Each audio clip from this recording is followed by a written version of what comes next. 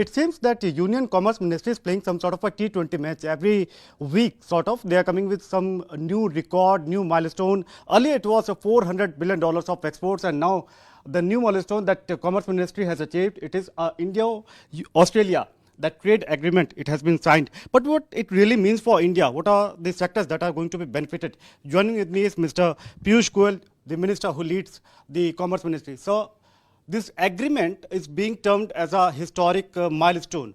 What are the sectors that will be benefited, and what is the trade volume that you believe is going to India achieve in next like 4 or 5 years?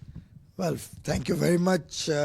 First of all, I would like to extend my greetings to all our brothers and sisters on this auspicious occasion of Gudi Padwa, the new year that we are celebrating today, the Navratris that start from today.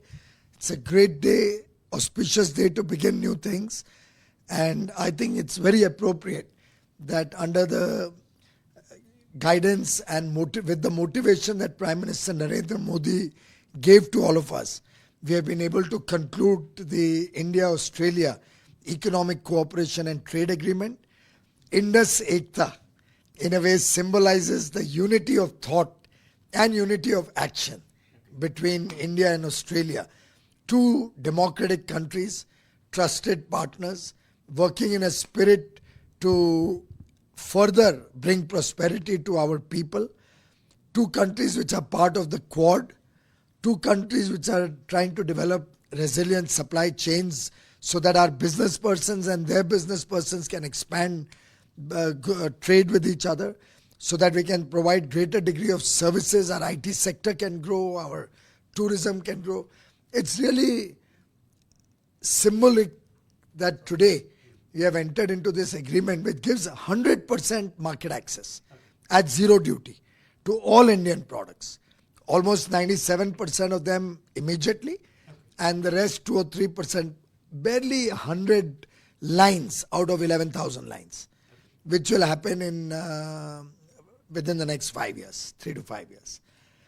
India is a producer of finished goods. We are a largely labor-oriented economy. We manufacture gems and jewelry, textiles, pharmaceutical products, leather accessories, sport goods. Our products are largely using a lot of labor, and which are very cost competitive in developed nations like Australia. Australia, on the other hand, is a provider of raw materials and intermediates, minerals and things like that, which are very useful for India to be cost competitive in the world markets. If our raw materials are cheaper, we are able to become cost competitive in the world. So really it's a win-win partnership. Our sense is we can double our bilateral trade from about 27 billion US dollars now to nearly 45 to 50 billion dollars in the next 4 to 5 years. Preliminary estimates suggest that this will provide at least 10 lakh new job opportunities, work for our young boys and girls. It will open up the doors for greater engagement in education. We have over 1 lakh children studying in Australia.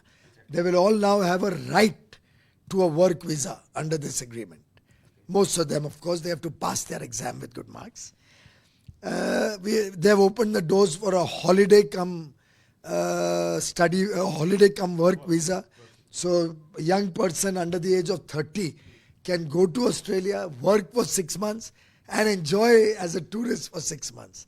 They've opened the doors to our cooks, Indian cooks, chefs, to our yoga instructors. So it's an agreement which really is opening the doors of engagement between Australia and India very wide. Sensitive sectors we have been able to protect. So we've not opened things like dairy and wheat, grain, sugar, rice. All of that has been iron ore. These are not been given any duty concessions.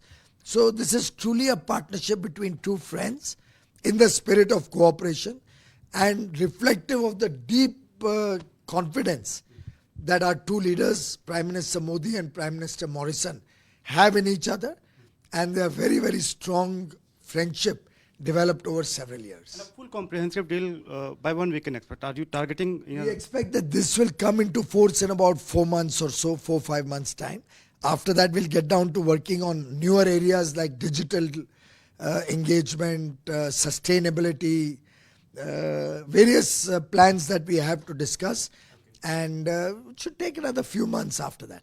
Lastly, India-Australia, this trade deal is done. Other destinations or the new nations that you are in talks or discussions? Well, we are already in dialogue with Canada, with the United Kingdom, with Israel, with the European Union. All of them developed large economies. We are in talks with the GCC, the Gulf Cooperation Council, which reflects 6 countries, including UAE, for a collective comprehensive economic partnership with the GCC, with whom we have a lot of trading interests. So I think Prime Minister Modi, and very recently he had mentioned it also, that if we want to grow, if we want to provide work for millions of people, if we want to make India a prosperous nation, we'll have to increase our international engagement. We'll have to become a global economy. All the developed world today are countries which have done a lot of exports, a lot of international trade. I think India is now set on the path. Prime Minister Modi had recently announced that India, for the first time in its history, has touched $400 billion of export, a target that he had set after extensive consultations with all stakeholders.